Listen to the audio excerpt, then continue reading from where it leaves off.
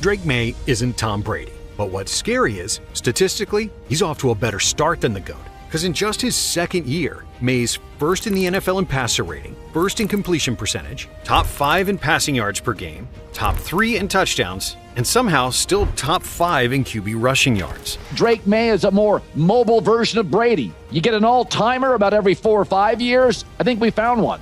He turns dead plays into explosive ones. He turns chaos into chances. And he makes throws on the move that shouldn't exist. And just how diabolically accurate this player has been, because I don't feel like we've given him actually enough justice in terms of just how effective he's been putting the football wherever he wants. From leading the NFL in completion percentage to becoming an MVP candidate in his second season at just 23 years old and leading the Patriots somewhere they haven't been since Tom Brady, this is the story of Drake Maye. Here we go.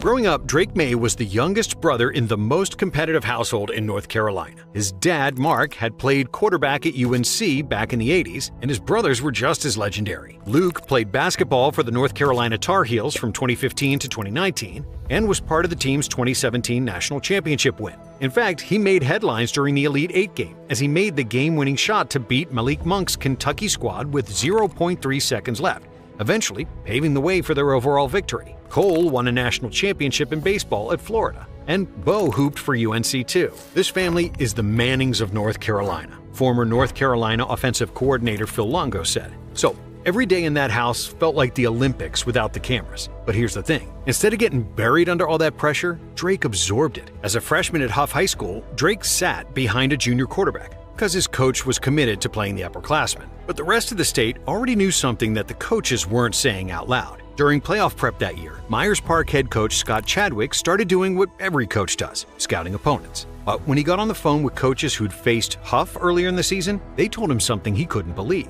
"I had other coaches tell me, hey, don't hurt the starter. You don't want to knock him out," Chadwick said. "You don't want that freshman coming in. The freshman is the better quarterback. You don't want him coming in. Don't knock the starter out." Chadwick didn't fully understand what that meant yet, but he would, because while Drake waited behind the starter, he started training at Chadwick's quarterback factory that he ran with Vikings quarterbacks coach Josh McCown. Chadwick was so impressed that he convinced the Mays to move just so Drake could play for Myers Park. And that decision changed everything. In his sophomore year, he threw for 3,201 yards and 36 touchdowns, leading his team to the state semifinals. Then, in his junior season, Myers Park averaged 50 points per game and were the number 1 team in the state and nationally ranked. Maye set a state record by completing 72% of his passes for 50 touchdowns to just 2 interceptions. But the state playoff formula sent him on the road in the quarterfinals to play the number 2 team in the state, where they fell 35-32. But Drake wasn't done, and his senior season was shaping up to be historic.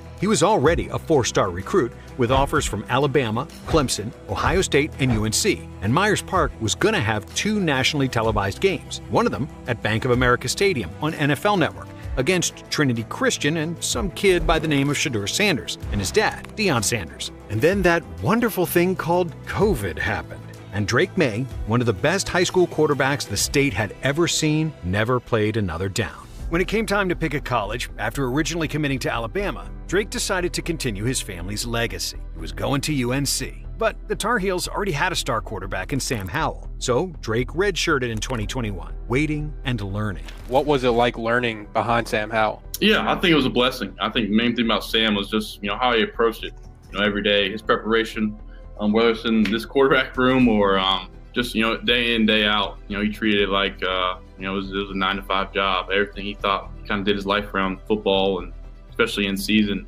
We'd stay in till 8 to 9 o'clock, and sometimes even 10 o'clock, just watching film over and over, same clips. I tell him, Sam, we gotta watch that and stuff like that. By 2022, this was Drake's team, and on opening night against Florida A&M, he threw 5 touchdowns, becoming the first UNC quarterback to ever do that in their debut. And by the end of 2022, Drake led the entire country in total offense, with a combined 5,019 passing and rushing yards. He set the school record for passing yards, tied the record for touchdowns, and took UNC to the ACC Championship game and the Holiday Bowl, as he earned ACC Player of the Year as a first-year starter. And he didn't stop. In 2023, teams threw everything they had at him, and he still delivered 3,600 plus passing yards, 24 touchdowns through the air, 9 more on the ground, and multiple 400-yard performances. By the time he finished his college career, he was top 5 in passing yards and passing touchdowns in UNC history, all while starting only 2 seasons. Now he was heading to the NFL draft, a draft that was historically loaded with quarterback talent. There was Caleb Williams, Jaden Daniels,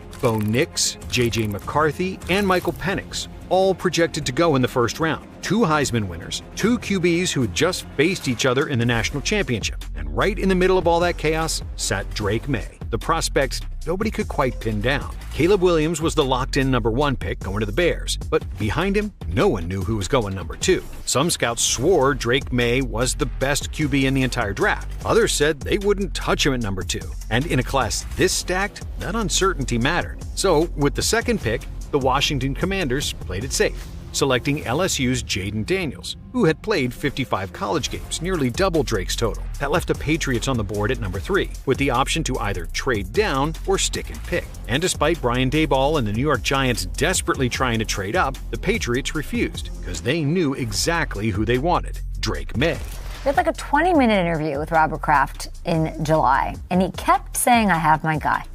I have my guy." And he was talking about Drake Maye. When Tom Brady walked out of New England in 2020, the Patriots lost the engine that powered 20 years of dominance and 6 Super Bowls. They tried everything, from Cam Newton to Bailey Zappi to Mac Jones, but none of it worked. From 2022 to 2024, the Patriots ranked bottom 5 in offensive yards every single season. The dynasty was ashes, and this Drake Maye kid was drafted to save them. However, the Pats' initial 2024 plan was for Maye to sit and learn, as Jacoby Brissett led the team. But after a brutal 1-4 start, New England made the bold move to hand the keys to Drake Maye, and his first game changed everything. Houston, on the road, against a tough defense. No one would have blamed him for looking overwhelmed. Instead, he came out firing. Maye threw 3 touchdowns, more TDs than Brissett had thrown in 5 games combined, 243 yards and 38 rushing yards, more than anyone else on the team. In fact, he became the first quarterback since at least 1950 to throw 3 touchdowns and lead his team in rushing in his first start.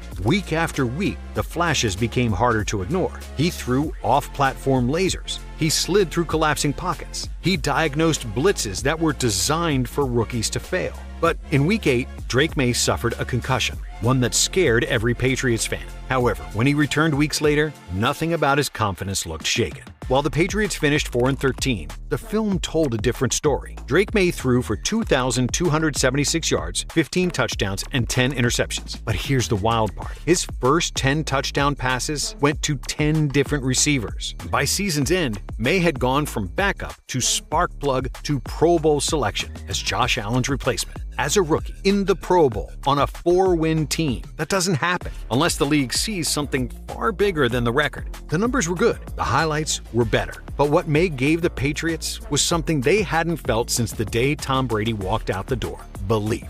The spark had been lit, but the rest of the league had no idea how fast that spark was about to turn into a fire. Because that offseason, new head coach Mike Vrabel walked through the doors, a former Patriots legend, a no-nonsense leader, and the first coach since Belichick who came in with a clear identity. New England dropped $364 million in free agency, the most in the entire NFL, by over $90 million.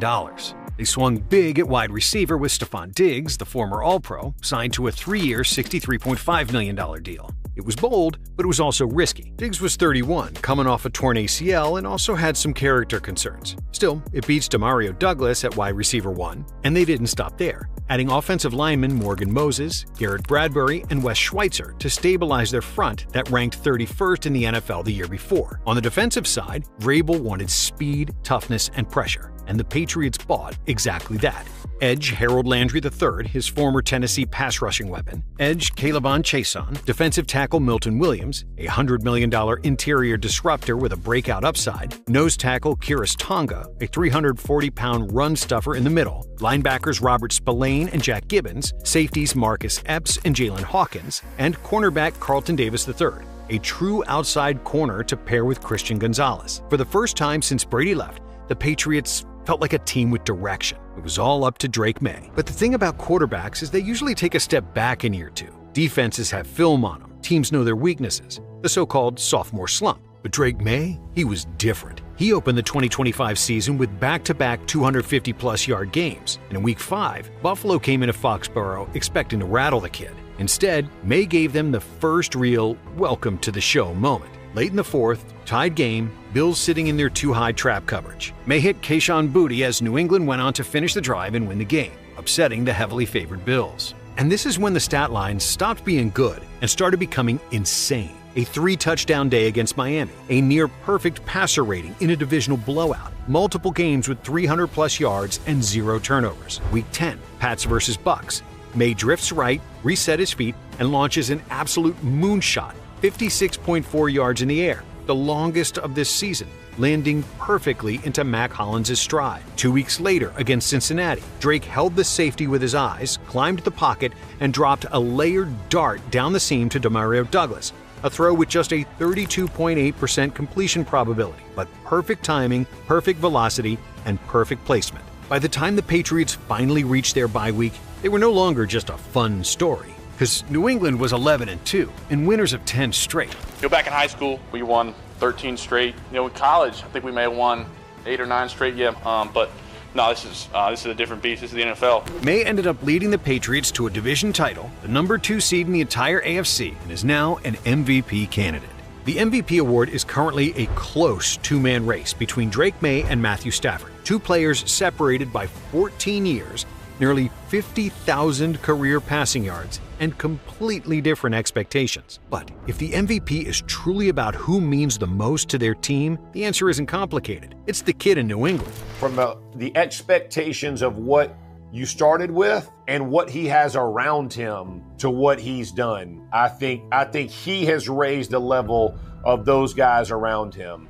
However, the playoffs have a way of stripping teams down to who they really are. No tricks, no shortcuts, no style points. And for a Patriots team that had the second easiest schedule since league realignment in 2002, playing only 3 regular season games against opponents that finished with winning records, people thought Drake Maye was going to get exposed, especially when it was revealed that they would be facing the league's top-ranked defense in the divisional round, the Houston Texans. Snow fell at Gillette Stadium, and from the opening snap, it felt like one of those games where nothing was going to come easy. Maye took hits. He got sacked 5 times. He lost 2 fumbles. And yet, New England never panicked, because while the offense fought the elements, the defense made a statement.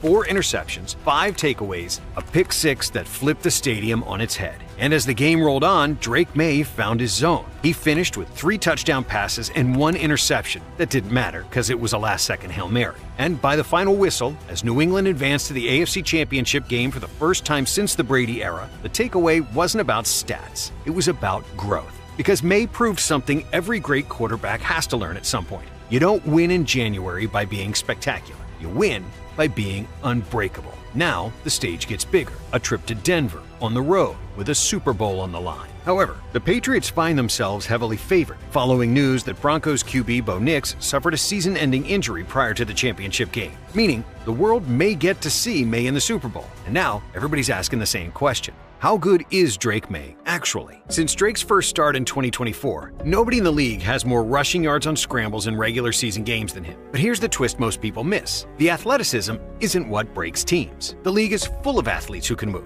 Everybody can improvise now. That's just the modern game. But what makes Drake Maye terrifying, the trait that separates him from everyone else, is his accuracy. Each player kind of has their own subtle nonverbal tells, and Drake's such a smart guy. He understands all these things. So he's able to put it in the right spot for every type of pass catcher, whether it's a larger tight end or it's like Pop Douglas, a very explosive, twitched up receiver. This season, he led the NFL in completion percentage by completing 72% of his passes. And he did it behind an offense where 6 different players have led the team in receiving yards in a game. He has an uncanny ability to see the coverage post-snap, New England quarterbacks coach Ashton Grant said. Maye was the first QB since Patrick Mahomes in 2018 to generate a plus 200 EPA on his passes, finishing with plus 203.1. He led the NFL with 112 downfield completions and 99 completions under pressure. As a result, Maye's 72% completion rate was plus 9.1% over expected.